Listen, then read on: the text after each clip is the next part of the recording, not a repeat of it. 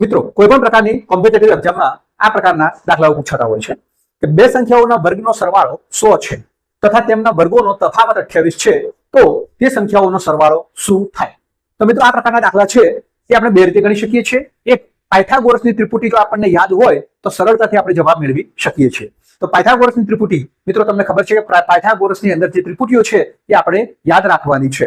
તો એ મુજબ મિત્રો જોઈએ આપણે બે વર્ગોનો સરવાળો 100 છે એટલે કે બે સંખ્યાઓ એક 8 હોય અને બીજી 6 હોય તો 8 નો વર્ગ અને 6 નો વર્ગ, તો 8 નો વર્ગ મિત્રો કેટલો થાય છે 64 અને 6 નો વર્ગ 36, કેટલી થાય છે મિત્રો 100 થાય છે। એ જ રીતે તેમના વર્ગોનો તફાવત એટલે કે 8 નો વર્ગ ઓછા 6 નો વર્ગ એટલે કે 64 ઓછા 36 કેટલા આવે છે મિત્રો 28 આવે છે।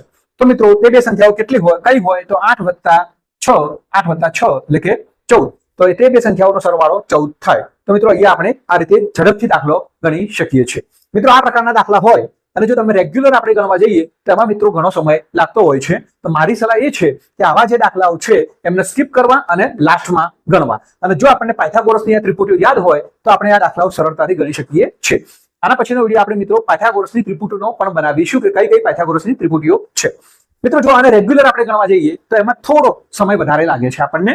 તો આપણે રેગ્યુલર ગણવા જઈએ તો રેગ્યુલર આ મુજબ ગણી શકાય કે મિત્રો બે સંખ્યાઓના વર્ગોનો સરવાળો 100 છે એટલે કે બે સંખ્યા એક x ધારીએ છે અને એક y ધારીએ છે એટલે કે એમના વર્ગોનો સરવાળો x નો વર્ગ વત્તા y નો વર્ગ બરાબર 100 અને તેમના વર્ગોનો તફાવત 28 છે એટલે કે x નો વર્ગ ઓછા y નો વર્ગ બરાબર 28। તો આ રીતે આપણે ગણી શકીએ છીએ।